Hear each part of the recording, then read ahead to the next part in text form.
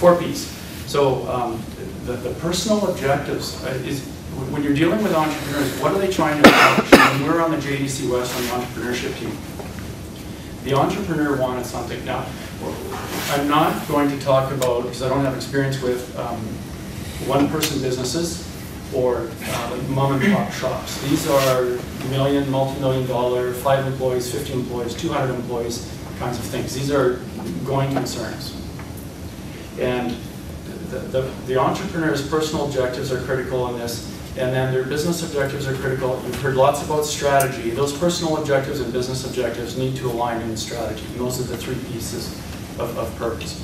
Process is the nuts and bolts, just boring part that makes the business scalable, replicable. You can bring people in, you can train them.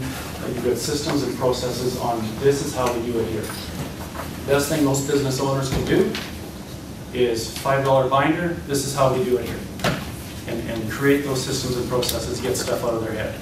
The 3rd P is performance. This is your operations, a little bit of modified balanced scorecard. Your people and talent doing their operations, providing goods and services for your customers that you attract for financial results. And all the stuff we've talked about, strategy and process and people, operations and marketing, equals a financial result. So when I'm brought into a turnaround situation or something like that, we don't start here. We start at the top, and what's the strategy, what are the processes, and how does everything work? The financial is a scorecard after the fact. It's a lag indicator. When we play street hockey, we keep score, games to 10. If it's 10-1, 10-2, we change teams. So a business that's running purely on financial statements that they get 30 days after the fact, you're driving down the highway and you're looking at a picture of where you were a month ago. Like it's really limited in its ability, and one of the key things that big business has is much lighter information. And then the last P is perspective, so you're looking at not only your lagging information, your leading indication, there's subjective, there's objective, and what you want to do is have some kind of real dashboard or scorecard that tells you where you are and how you're doing and how you can react and adjust in real time. Okay, the first P, any questions thus far on sort of the overall model? Okay. How's the pace? Go faster? Good? It's my radar detector, I guess. So beep and I'll slow down automatically. Yeah, set your cell phone to make some cool noise and you'll see that.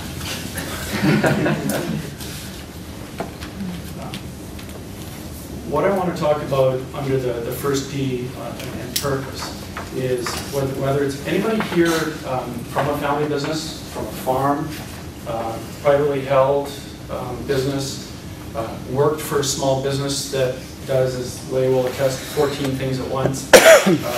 Which do you want me to do now? Because I can't move 14 things an inch. Okay. So that small and medium businesses in Canada are almost half the economy. They're creating most of the new jobs. And one of the key things with small businesses and why they can lead out of the economy is they innovate. When you solve a problem, you're cruising along, you have a problem, you fix the problem, you're back to where you were before. And so you always want to build on strength. Whereas if you're cruising along and you innovate, you've now raised the bar.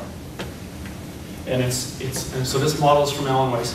And this process is much more efficient. I think you're going to have a special course on innovation.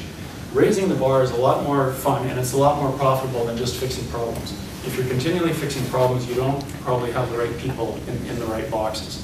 And it's often very basically a talent alignment, or they're not getting enough direction from the owners or managers in an entrepreneur business. That was the delete button. It's high text.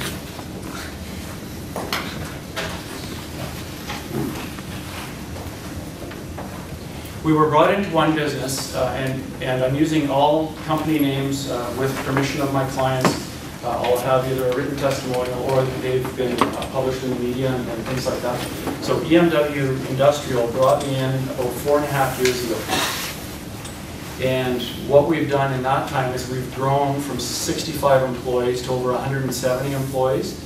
They're still hiring. They'll probably hit 200 employees this year. We've helped them change their focus and strategy, which has facilitated that growth. We've helped them clarify the value to their customers, which then allows them to market more appropriately and price more appropriately. One of the biggest weaknesses we see in most businesses is pricing. They don't understand, if you're pricing based on cost, not very good. If you're pricing based on competitors, even worse. And if you're pricing based on you're not exactly sure what kind of gut feel, also not very good. So there's a huge opportunity in pricing, and it's got to align with strategy.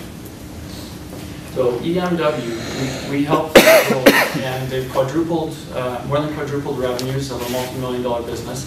And we also brought in 14 employees, some of whom are family members, but they're all employees, into ownership. So they went from the kitchen table to the boardroom table in one swoop. And succession is a two-step process. It deals with ownership and it deals with management. And the biggest problem entrepreneurs have is when they try and do both at the same time, this owner-manager hat. You need to separate those and do them separately. Management's the easier one, because when you get management in place, you might not need to sell your business. And most business owners sell, number one reason for a health reason, and it's they're sick of the business, because they've got that conflicting owner-management role all the time. WestJet doesn't have that problem. Apple doesn't have that problem. Right? So separating those is key. The main things we did with EMW was identify, so for learning points, it's strategy. What is your value to your customer? And not that, well, we give them a can that lasts longer. What do they do with the can? How does it differentiate? What's the end result? What's the economic value to them? And what value can they create from the can? So strategy needs to involve your customer much more than just at a high level, low cost differentiation focus.